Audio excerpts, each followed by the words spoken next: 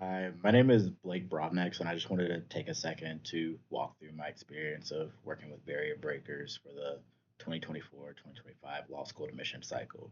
So I came into the application process with some work experience in private equity and social impact investing. And so that gave me some exposure to topics that intersected with the law, like mergers and acquisitions, IPOs, some of the legal issues arising with uh, AI companies.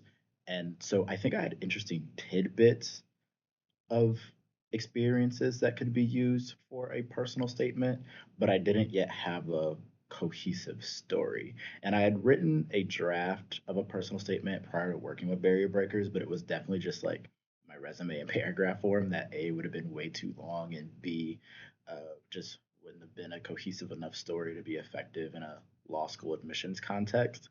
And I started working with Glenn as my advisor back in August of 2024, and he really helped me reshape that into a really interesting, cohesive story. And I think having the access to work with him, where he was a person of color, and he really understood my motivations, my passions, my goals, and the impact that I wanted to have on the world. And I think working with someone who understood all of that um, was really invaluable. And we ended up with a story that started with my family history and slavery and Jim Crow, and how when I started working in private equity, it really gave me a differentiated view on how we should develop products to give more access to low and middle income consumers, and how we should mitigate risk with emerging topics such as AI bias and algorithmic bias, and how having a law degree would really help me become a leader on those topics in the future. And also having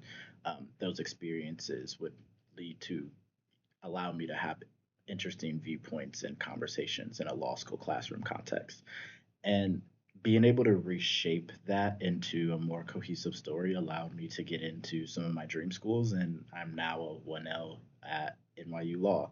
Um, and I would say barrier breakers was definitely like the driving force that allowed me to be here. And I'm eternally grateful to barrier breakers for that. Like literally just last week, um, I learned that one of our corporate law professors here used to be the SEC commissioner. So he used to run the SEC. And I was able to just schedule a 30-minute meeting with him about my, opinions on, how low and middle income people should have more access to invest in private equity and hedge funds, and was able to have a good conversation with him and share our thoughts on how the SEC should, you know, regulate that to allow for access while managing for some of the, you know, risk associated with that. And I think just having access to pick the brain of like leaders in the field that I want to work in is just going to be an invaluable experience that I wouldn't have been able to have without barrier breakers giving me the tools to be here. And I would say even after getting into law school, barrier breakers has continued to be really helpful in my career development.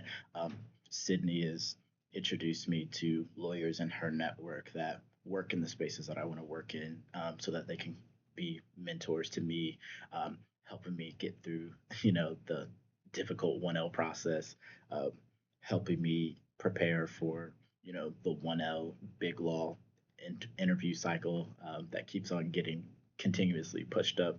Um, and so, yeah, even after getting into law school, barrier breakers has continued to just be extremely helpful. And yeah, I'm really looking forward to, as 1L comes to an end and I move into 2L, helping to be able to give back to barrier breakers as well in any way that I can.